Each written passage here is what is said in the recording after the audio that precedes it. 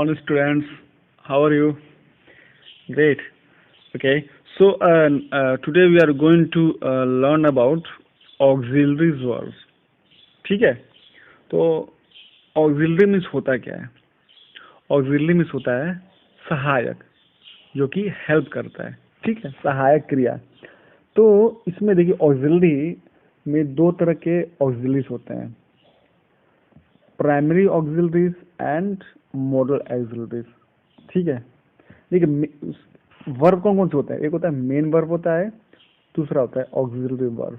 Main verb क्या होता है? The verb which are used alone and do not need any other verb to make the sense complete are called main और principal verb. जैसे main verb का था play, सिंग, dance, right. ठीक है, sleep. ये सब क्या होता है? इसको किसी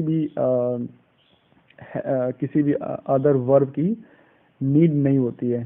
सो that's why they are called main verb. ठीक है. अब आता है ऑक्सिलरी वर्ब.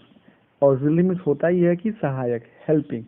ये क्या करते हैं? The verb which help the main verb to form a tense और एन एक्सप्रेशन. ठीक है. ऐसे वर्ब जो कि मेन वर्ब को हेल्प करते हैं, ये हेल्पिंग वर्ब इसीलिए बोले जाते हैं क्योंकि ये मेन वर्ब को असिस्ट करते हैं, हेल्प करते हैं. ठीक है, इसीलिए इनको ऑक्सिलरी या हेल्पिंग वर्ब बोलते हैं. क्लियर हो गया? ऑक्सिलरी वर्ब क्यों बोलते हैं, किस लिए बोलते हैं? क्योंकि यार they are here to help the main verb. Clear है? अब इसको दो पार्ट्स में डिवाइड किया गया है. एक होता है प्राइमरी ऑक्सिलरी, एक होता है मॉडल ऑक्सिलरी. तो इसको दो भाग में डिवाइड क्यों किया गया है? देखिए, प्राइमरी ऑक्सिलरी वे वर्ब्स होते हैं जो कि मेन वर्ब में भी कभी कभी आ जाते हैं और हेल्पिंग वर्ब में तो आते ही आते हैं. समझ में आ गया? जैसे do, is, are, am, has, have कभी कभी मेन वर्ब में भी आ जाते हैं. क्लियर है ना? इसलिए इसको प्राइमरी बोलते हैं. और ये टेंस के हिसाब से, सब्जेक्ट के हिसाब से बदलते हैं. ठीक है. ये मॉडल्स क्या होते हैं? मॉडल्स किसी भी उसके अकॉर्डिंग नहीं बदलते हैं, किसी भी सब्जेक्ट के अकॉर्डिंग नहीं बदलते हैं. तो कितने तरह के प्राइमरी ऑक्सिलरी वर्ब्स हैं? ठीक है. प्राइमरी ऑक्सिलरी क्यों बोलते हैं? क्योंकि मेन वर्ब में भी यूज हो सकते हैं और ऑक्सिलरी में भी तो यूज होते ही होते हैं. ठीक है. इसमें तीन तरह के होते हैं. एक होता है डू, एक होता है बी वर्ब, एक होता है हैव वर्ब. तो डू में कौन कौन सा आता है? डू, डस आता है प्रेजेंट टेंस में, डिड आता है पास्ट टेंस में. बी वर्ब में कौन कौन होता है? इज, आर, एम होता है प्रेजेंट में, वाज, वर होता है किसमें? पास्ट टेंस में. क्लियर? हैव वर्ब, हैज और हैव आता है प्रेजेंट में और हैड आता है पास्ट टेंस में. तो ये सब क्या होता है? प्राइमरी ऑक्सिलरी वर्ब होते हैं. क्लियर होगा आपको? हाँ सर, क्लियर होगा. अब आते हैं इसके यूज कहाँ कहाँ होता है. सिंपल है. डू, डस, डू और डस का कहाँ यूज होता है? प्रेजेंट टेंस में यूज होता है. ठीक है. और डिड का कहाँ यूज होता है? पास्ट टेंस में होता है. ठीक है.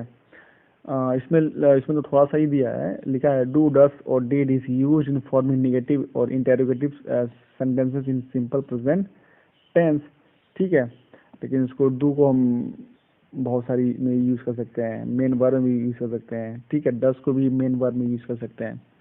तो इसको हम डू सिंपल से याद रखिए. डू और जो डस है ये हमेशा प्रेजेंट टेंस में आते हैं. डिड का यूज कहाँ होता है? पास्ट टेंस में. और एक चीज याद रखिएगा, डू, डस, डिड के बाद कभी भी वर्ब का फर्स्ट फॉर्म ही आता है. ठीक है. डू के बाद भी वर्ब का फर्स्ट फॉर्म आएगा, डस के बाद भी वर्ब का फर्स्ट फॉर्म आएगा और डिड के बाद भी वर्ब का फर्स्ट फॉर्म आएगा. ठीक है. अब आता है be verb. Is, are, am ये किसके साथ बदलते हैं? प्रेजेंट एंड पास्ट कॉन्टिन्यूअस में लगते हैं और ये टेंस के साथ, सब्जेक्ट के अकॉर्डिंग बदलता है. इज किसके साथ लगता है? सिंगुलर के साथ. पक्का. आर लगता है प्लूरल के साथ, एम लगता है आई के साथ. ठीक है. वैसे ही वॉज लगता है सिंगुलर के साथ और वर लगता है प्लूरल के साथ. तो ये बदलते रहते हैं और सब्जेक्ट के अकॉर्डिंग. ठीक है. अब आता है थर्ड, हैव का. हैज, हैव और हैड. ठीक है. तो ये प्रेजेंट में आता है और पास्ट परफेक्ट टेंस में भी आता है. टेंस में भी आते हैं. जैसे the hunter has killed some birds. Has के साथ क्या है? वर्ब का थर्ड फॉर्म आया. तो ये प्रेजेंट परफेक्ट है. ठीक है. सेकेंड देखिए, मेनी बर्ड्स हैड फ्लोन. यहाँ भी हैड के बाद भी वर्ब का थर्ड फॉर्म आया है. ठीक है. हैज बीन के बाद आईएनजी फॉर्म आ गया, परफेक्ट कॉन्टिन्यूअस का है. ठीक है. थर्ड है they have been preparing for exam since, मतलब कि अगर टेंस क्लियर है, आपको आपने टेंस पढ़ा है अच्छे से, तो आपको ये समझने में कोई परेशानी नहीं होगी कि is, are, am, was, were, have, has, had कहाँ लगता है। ठीक है, समझ में आ गया। तो ये टेंस के अकॉर्डिंग बदलते रहते हैं। क्लियर है। अब आता है मॉडल ऑक्सिलरी वर्ब। ठीक है, model auxiliary verb, model means होता है मूड। मूड ये स्पीकर के मूड को या सब्जेक्ट के मूड को या एटीट्यूड को दिखाता है इसी सेंटेंस में। ठीक है, the auxiliary helping verbs which help the main verbs to express mood or attitude, जैसा मैंने बताया आपको मूड और एटीट्यूड के बारे में दिखाता है, are called models। ठीक है, models are always uses main verb, ये कभी भी ये मेन वर्ब के साथ ही यूज होंगे। ठीक है, ये कभी अकेला यूज नहीं हो सकता है, मतलब ये हमेशा ऑक्सिलरी मेन वर्ब के साथ आएगा, लेकिन जो प्राइमरी था वह मेन वर्ब में भी आ सकता है। They do not change their form according to the number and person to the subject, और ये चेंज भी नहीं होता है सब्जेक्ट के अकॉर्डिंग। ठीक है, नंबर के अकॉर्डिंग। ऐसा नहीं प्लूरल है तो विल्स हो जाएगा, वुड्स हो जाएगा, ऐसा नहीं होता है, ये वैसे ही रहेंगे।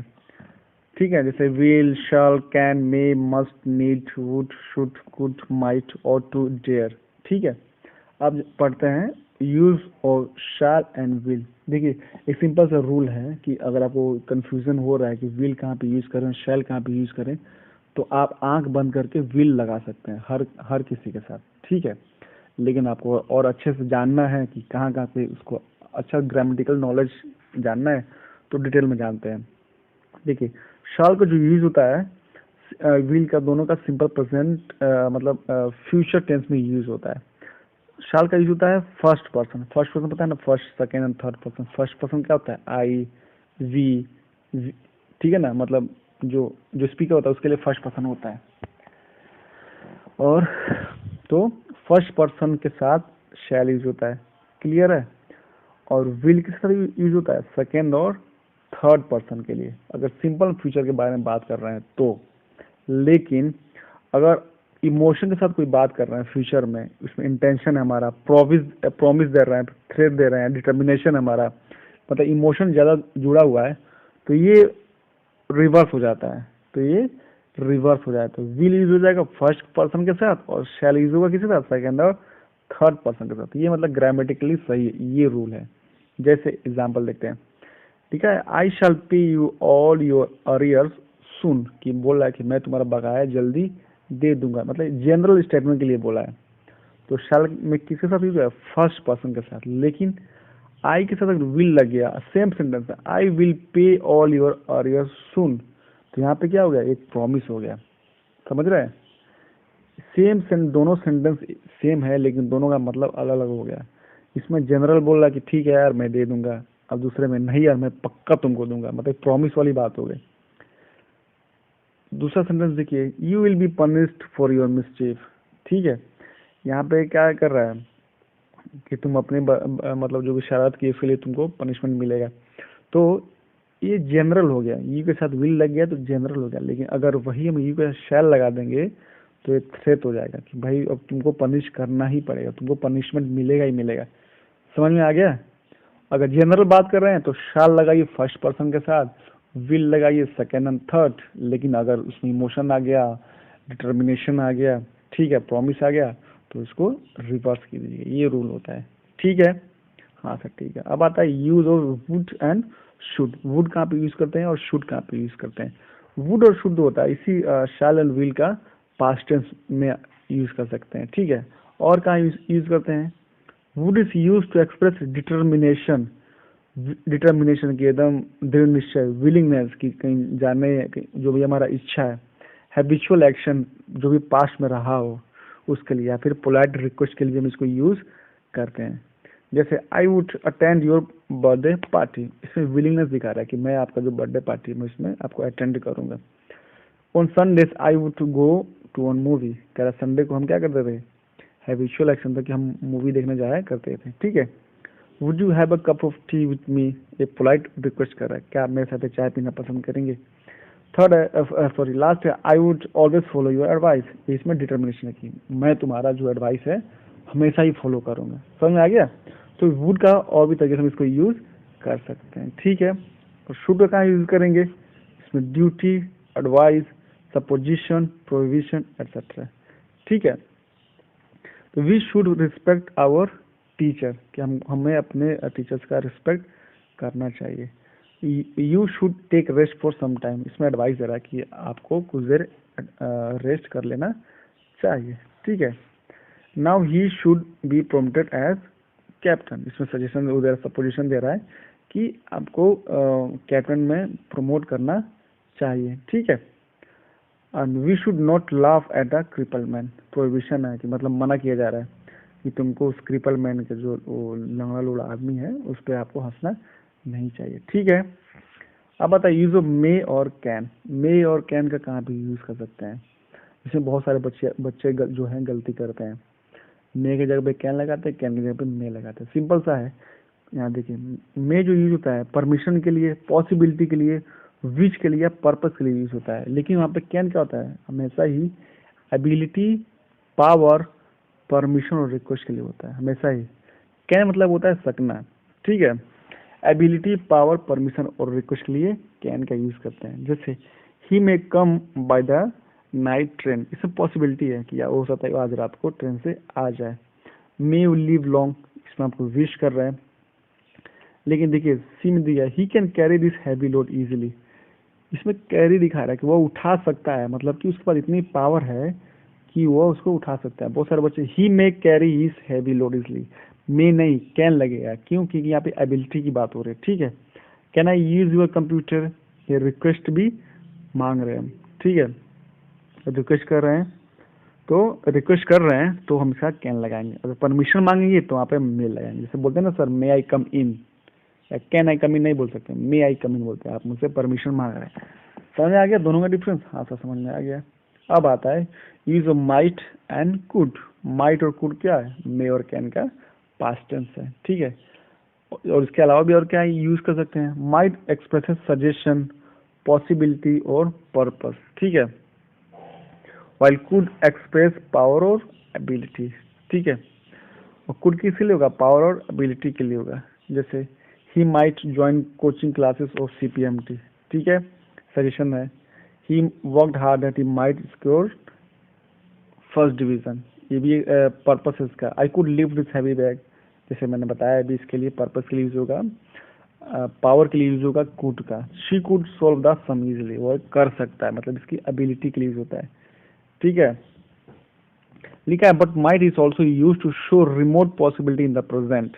रिमोट पॉसिबिलिटी मतलब कि बहुत ही कम चांस है, उसके लिए बोलते हैं रिमोट पॉसिबिलिटी।